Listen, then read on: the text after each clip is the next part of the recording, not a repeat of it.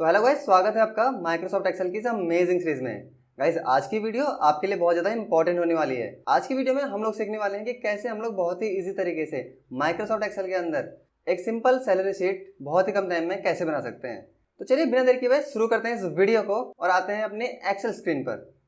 तो जैसे कि आप देख सकते हैं कि आपके सामने एक सैलरी शीट बनी हुई है। तो इसी तरह की एक सैलरी शीट हम लोग कैसे डिजाइन कर सकते हैं उसके बारे में आज की वीडियो होने वाली है। तो अगर मुझे ऐसी ही एक सैलरी शीट बनानी होती है तो उसके लिए मैं यहाँ पे एक अलग शीट ओपन कर लेता हूँ। एक नई शीट लेने के बाद मुझे यहाँ पे कुछ कॉलम्स या फिर कुछ रोज की जरूरत पड़ेगी जिनमें मैंने हेडिंग लिखी थी सैलरी शीट की। तो यहाँ पे मैं कुछ इस तरह से डेटा को सिलेक्ट कर लेता हूँ। मैंने 3 रो सिलेक्ट कर लिए यहाँ पे और मैं इनको कर देता हूँ मर्ज करने के बाद मुझे यहाँ पे लिखना है सैलरी शीट। तो सैलरी शीट लिखने के बाद अगर मुझे इसे फॉर्मेट करना होता है इस पोस्ट में जाके हम लोग इसे कर सकते हैं कलर के साथ फॉर्मेट। अब यहाँ पे मुझे इसका फॉन्ट का कलर कौन सा रखना है वो हम यहाँ से रख लेते हैं। साइज अगर आपको बड़ा करना होता है तो यहाँ से साइज बड़ा कर सकते हैं और यहाँ से बोल्ड कर सकते हैं। तो ये हो गया इसका फॉर्मेट। इसके बाद जो नीचे का डेटा होता है वो आपको किस तरह से बनाना है उसके आप यहाँ पे हेडिंग लिख सकते हैं। जैसे 4th वाला आपका रो है तो इसमें मुझे क्या क्या लिखना है। इसमें मुझे लिखना है serial numbers, name, designation, basic salary, attendance, salary of working days, over time, salary of over time, DA, HRA, gross salary, ESI, PF, net salary. अभी मैंने ये कुछ यहाँ पे लिख लिया है बट ये अच्छे से अरेंज नहीं है और यहाँ पे आप देख सकते हैं मैंने कुछ यहाँ तक ही डेटा लिया था और ये एक एक्स्ट्रा कॉलम ले रहा है। तो यहाँ पे हम पूरा डेटा अगेन सेलेक्ट करेंगे। अगेन हम इसी पोर्शन में जाएंगे, यहाँ से करेंगे मर्ज एंड सेंटर पे क्लिक। अगेन यहाँ पे जाके मर्ज एंड सेंटर पे दोबारा क्लिक कर देंगे। तो कुछ इस तरह से ये बन जाएगा। अब मैं यहाँ पे जाता हूँ, इस पूरे डेटा को सिलेक्ट करता हूँ और इसको मैं कर देता हूँ रैप टेक्स्ट। तो जो टेक्स्ट फिक्स हो रहा था वो फिक्स हो गया, जो नहीं हो रहा था वो इस तरह से ऑटोमेटिकली फिक्स यहाँ पे हो जाएगा। अगर आपको किसी का साइज बड़ा करना हो तो आप इस तरह से उसका साइज जो है इंक्रीज कर सकते हैं और अगर सेंटर में रखना हो तो सेंटर में रख सकते हैं, बोल्ड करना हो बोल्ड कर सकते हैं, आपको इसका कलर चेंज करना हो तो यहाँ से आप इसका कलर चेंज कर सकते हैं। तो जो भी आपको सूटेबल लगे वो कलर आप इसमें अप्लाई कर सकते हैं। ये करने के बाद अब मुझे ये डेटा फिल करना है कि कौन कौन से एम्प्लॉयज़ हैं, उनका यहाँ पे सीरियल नंबर क्या है या फिर इसको ID नंबर कर देते हैं। तो उनका ID नंबर्स क्या है वो हमें यहाँ पे लिखना है और उसके बाद पूरा डेटा बनाना है। तो मैं यहाँ पे कुछ ID नंबर लिख लेता हूँ। के लिए मैं यहाँ पे कुछ डेटा सेलेक्ट करता हूँ। कम से कम 5 लोगों का या 6 लोगों का, 5 लोगों का कर लेते हैं। इनका नाम लिख लेते हैं राजेश, दिनेश, राहुल, अमन। अब ये कंपनी में क्या काम करते हैं इनका डेजिग्नेशन में यहाँ पे लिख लेते हैं, manager, assistant manager, supervisor, staff. अब इनकी बेसिक सैलरी ले लेते हैं जिस अकॉर्डिंग इनकी पोस्ट है या फिर डेजिग्नेशन है उसके अकॉर्डिंग इनके यहाँ पे हम लोग मैनेज कर लेते हैं कि कितनी सैलरी इनको मिलनी चाहिए 30 डेज के अकॉर्डिंग। तो अभी मैनेजर की सैलरी मैंने यहाँ पे लिख दी 52,000, असिस्टेंट मैनेजर की 45,000, ऐसे सभी के भर लेते हैं। अब सैलरी भरने के बाद हमें यहाँ पे लिखना है कि कौन कितने दिन कंपनी में प्रेजेंट है। तो 30 डेज में से मैनेजर प्रेजेंट है 28 डेज, असिस्टेंट मैनेजर के प्रेजेंट है 26 डेज, सुपरवाइजर 27, स्टाफ 29 और ये स्टाफ 30 डेज। तो इस तरह से इनका यहाँ पे हमने अटेंडेंस फिल कर दिया है।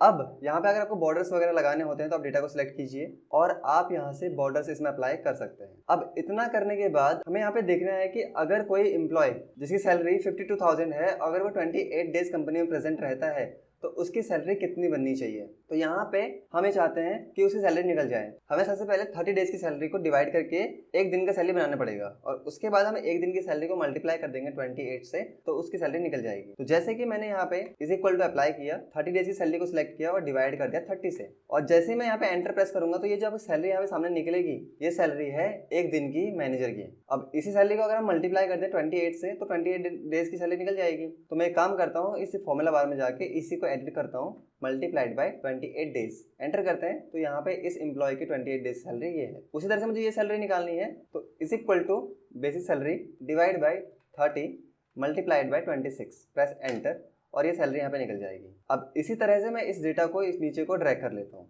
तो कुछ इस तरह से सभी एम्प्लॉयज़ की सैलरी यहाँ पे आपको देखने को मिल जाएगी कि कितने कितने दिन के वो आए हैं और उन दिन के अकॉर्डिंग उनकी कितनी सैलरी यहाँ पे बन रही है। अब बात करते हैं ओवर टाइम की। तो अगर मैनेजर है, मैनेजर ने पूरे महीने भर में कितने घंटे एक्स्ट्रा वर्क किया है कंपनी में, तो मैंने यहाँ पे फिल कर दिया 20 आवर्स इसने एक्स्ट्रा वर्क किया है। असिस्टेंट मैनेजर ने 25 किया है, सुपरवाइजर ने ओनली 15, स्टाफ ने किया है 40 आवर्स एंड 45 आवर्स। तो इस तरह से इन्होंने कंपनी में एक्स्ट्रा टाइम दिया है आवर्स के अकॉर्डिंग। सो अभी तक हम लोग यहाँ पे डेज के अकॉर्डिंग निकाल रहे थे सैलरी, तो इजी था कि हमने सैलरी डिवाइड की निकल गया। अब यहाँ पे हमें आवर्स के हिसाब निकालना है, तो आवर्स के अकॉर्डिंग हम लोग कैसे निकाल सकते हैं। तो मैंने यहाँ पे इज इक्वल टू किया 30 डेज की सैलरी को सिलेक्ट किया, उसको डिवाइड कर दिया 30 से, जहां पर वो एक दिन की बन गई। एक दिन का मतलब हम ये कह सकते हैं कि किसी भी कंपनी में कम से कम 8 घंटे का काम कराया जाता है किसी भी एम्प्लॉय से, तो वो डे माना जाएगा 8 घंटे का। तो ये जो सैलरी है अभी ये 8 घंटे की सैलरी है। अगर मैं इसको डिवाइड कर दूं 8 से ही, तो ये सैलरी 1 घंटे की बन जाएगी।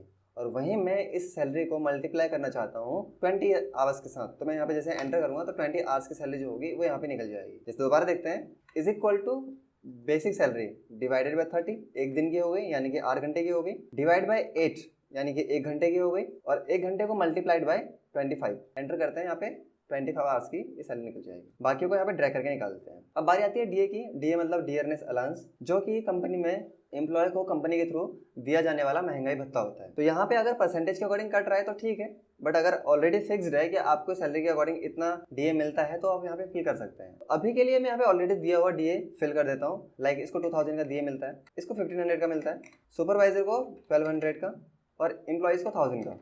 तो ये इनको इतना डीए मिलता है। अब एचआरए मतलब क्या होता है? एचआरए मतलब होता है house rent allowance. House rent allowance का मतलब है कि घर के किराए का खर्चा। तो अगर रेंट पे रहने वाला कोई एम्प्लॉय है तो उसको रेंट का खर्चा कितना मिलता है वो एचआरए में यहाँ पे फिल करना है। तो लाइक यहाँ पे लिख दिया 6000, या फिर सैलरी के अकॉर्डिंग मैंने यहाँ लिख दिया 10000, यहाँ मैंने लिख दिया आपका 8000, 6000, 5000 एंड 5000।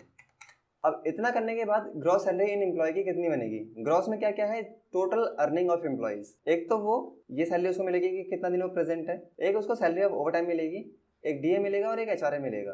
तो बेसिक सैलरी उसको नहीं मिलेगी क्योंकि बेसिक सैलरी उसकी अटेंडेंस के ऊपर डिपेंड करती है। तो ये फुल अटेंडेंस के अकॉर्डिंग होती है, बट ये अटेंडेंस के अकॉर्डिंग निकली हुई सैलरी होती है। तो मैंने यहाँ पे ग्रॉस सैलरी में करना है इज इक्वल टू इसकी salary of working days plus salary of overtime plus DA plus HRA, press enter और यहाँ पे ये ग्रॉस सैलरी निकल जाएगी। Is equal to salary of working days plus salary of overtime plus DA and plus HRA, press enter. तो इस तरह से इनकी ग्रॉस सैलरी निकल जाएगी। अब मैं इसको नीचे को ड्रैग कर लेता हूँ और बाकियों की सभी की सैलरी यहाँ पे निकल जाएगी। तो इस तरह से हम लोग ग्रॉस सैलरी बना सकते हैं। उसके बाद हम लोग बात करते हैं ईएसआई का। तो मान लीजिए ईएसआई कंपनी में 4% डिटेक्ट होता है किसी एम्प्लॉय का, और वहीं पीएफ जो है 12% डिटेक्ट होता है उसकी सैलरी से। अब जब आपको 4% निकालना हो ईएसआई मतलब क्या होता है? एम्प्लॉय स्टेट इंश्योरेंस, मतलब एक तरह का क्या होता है? एम्प्लॉय का हेल्थ इंश्योरेंस होता है। तो हमें यहाँ पे निकालना है ईएसआई, तो हम क्या करेंगे? Is equal to basic salary. अब हमें निकालना है 4% के लिए मल्टीप्लाई करेंगे 4 से। अब परसेंटेज निकालनी है तो ऑब्वियसली परसेंटेज 100 से निकलती है, तो हम यहाँ पे कर देंगे डिवाइड बाय 100। तो यहाँ पे इस तरह से ऐसे डिटेक्ट हो जाएगा। दूसरा तरीका भी है जहां पर आप is equal to salary multiply by 4% का सिंबल भी लगा सकते थे, तो ऐसे भी निकल जाता। बट हम यहाँ पे सिंबल के साथ वर्क ना करके हम लोग मैथमेटिकल फंक्शंस के साथ वर्क कर रहे हैं, इस वजह से मैंने इसको डिवाइड बाय 100 कर दिया। वहीं मैं यहाँ पे आता हूँ, दोबारा से मैं इस एम्प्लॉय का भी निकाल लेता हूँ, multiply by 4 divide by 100 enter. तो इस तरह से हमारा जो डेटा है वो निकल जाएगा ऑटोमेटिक। अब यहाँ पे मुझे पीएफ निकालना है, तो मैंने यहाँ पे किया is equal to salary multiply by 12 divide by 100 enter करते हैं, और यहाँ से इसका पीएफ निकल जाएगा और इसको नीचे को ड्रैग कर देते हैं। ये पीएफ निकल गया। फिर हमें निकालनी है नेट सैलरी। नेट सैलरी में क्या होता है कि टोटल सैलरी ऑफ एम्प्लॉय, कि उसको कितना अर्निंग था और उस अर्निंग में से जितना भी उसका डिडक्ट हुआ है उसके बाद इन हैंड सैलरी उसको कितनी मिलेगी, उसे कहा जाता है नेट सैलरी। तो हम यहाँ पे करेंगे इज इक्वल टू इसके gross salary minus ESI minus PF. जैसे हम लोग यहाँ पे एंटर प्रेस करते हैं तो हमारी नेट सैलरी देखने को हमें मिल जाती है। एक दोबारा निकालते हैं is equal to gross salary minus ESI minus PF, enter करते हैं, यहाँ पे सैलरी निकल जाएगी। तो उसको ड्रैग करते हैं, बाकी सभी सैलरी ऑटोमेटिकली यहाँ पे निकल जाएगी। तो इस तरह से हम लोग अपनी कंपनीज में एक बेसिक सैलरी शीट क्रिएट कर सकते हैं बहुत ही कम टाइम के अंदर। आई होप गाइज आपको इस वीडियो की हेल्प से एक सैलरी शीट क्रिएट करना आ गया हो। फिर भी अगर आपको कोई डाउट रहता है सैलरी शीट से रिलेटेड तो आप कमेंट बॉक्स में पूछ सकते हैं। गाइज अगर वीडियो पसंद आती है तो प्लीज इस वीडियो को लाइक करें, शेयर करें, और अगर चैनल पर नहीं है तो प्लीज चैनल को सब्सक्राइब करें। Thank you.